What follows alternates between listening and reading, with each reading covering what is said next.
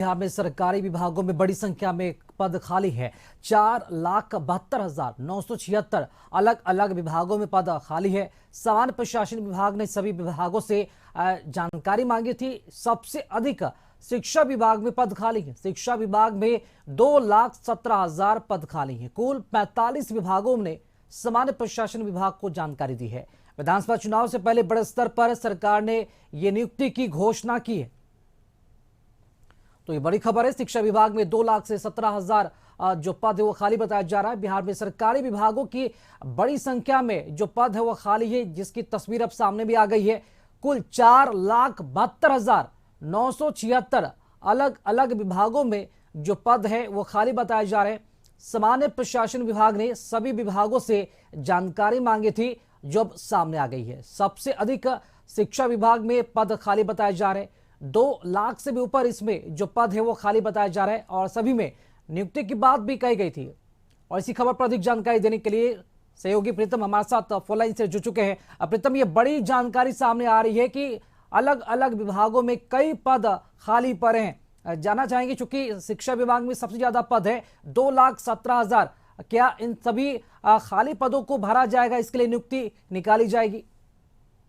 देखिए, एक चीज हम लोग को समझनी पड़ेगी राकेश कि बिहार में जो लोकसभा चुनाव हुआ था उसमें विपक्ष ने सबसे बड़ा मुद्दा उठाया था बेरोजगारी का, और ये मुद्दा पूरे देश में उठाया गया था।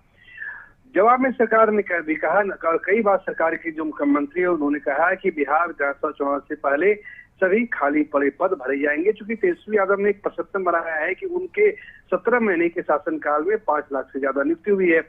अब सामान्य प्रशासन विभाग ने बिहार के सभी 40 विभागों को एक चिट्ठी लिखी थी कि आपके यहाँ कितने पद हैं, उनकी संख्या मुझे दीजिए ताकि आगे की प्रक्रिया शुरू की जाए।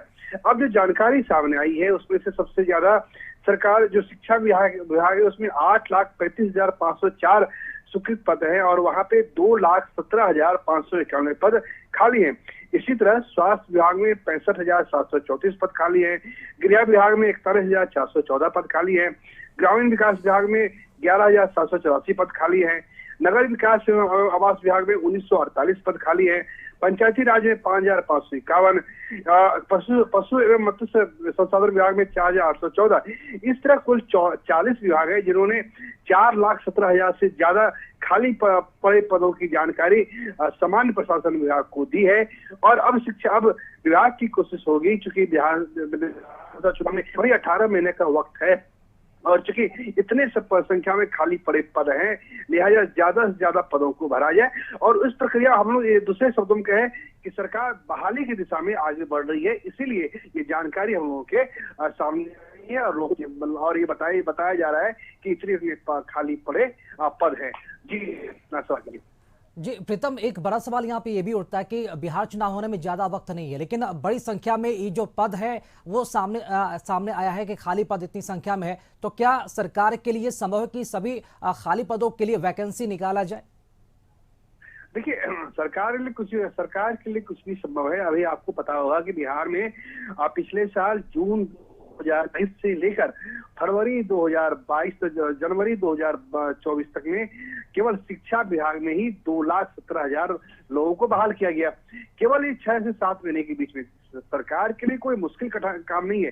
इसी तरीके से बिहार में शिक्षा में पुलिस विभाग में 20,000 पदों पर नियुक्ति होनी है, कांस्टेबल की नियुक्ति होनी है।